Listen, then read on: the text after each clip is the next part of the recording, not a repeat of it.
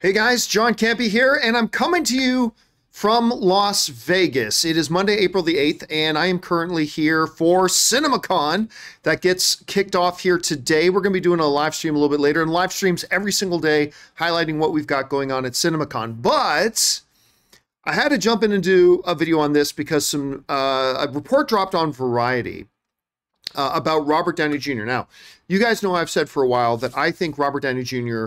will be back in the MCU. Like, I understand, but John, didn't you see his, Joe Rogan interview, and didn't you see this interview? Yeah. But I've always said, I think at some point, Robert Downey Jr. loves the fans. He loves the love he gets from the fans. He loves the MCU. He loves all that kind of stuff.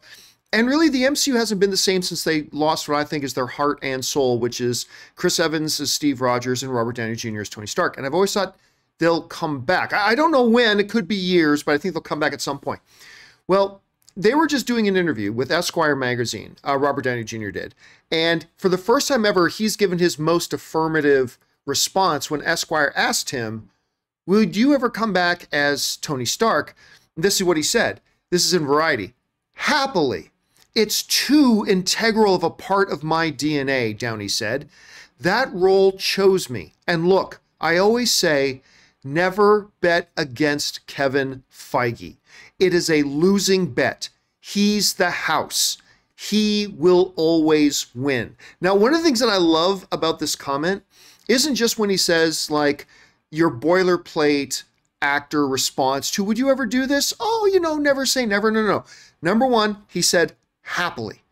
But then he goes on to say that I think is the real reason why I've always said that I think he will come back at some point, which is it's too much of a part of him now. When again he said, after he said happily, he says, it's just too integral of a part of my DNA. Playing Tony Stark is just a part of who I am. And listen, nobody recognizes that it was that role of Tony Stark. Granted, he was starting to do like Kiss Kiss Bang Bang, and he was starting to get a little momentum again coming back after his career kind of fell apart for the second time. It was the role of Tony Stark that gave him his career back, that made him a superstar again.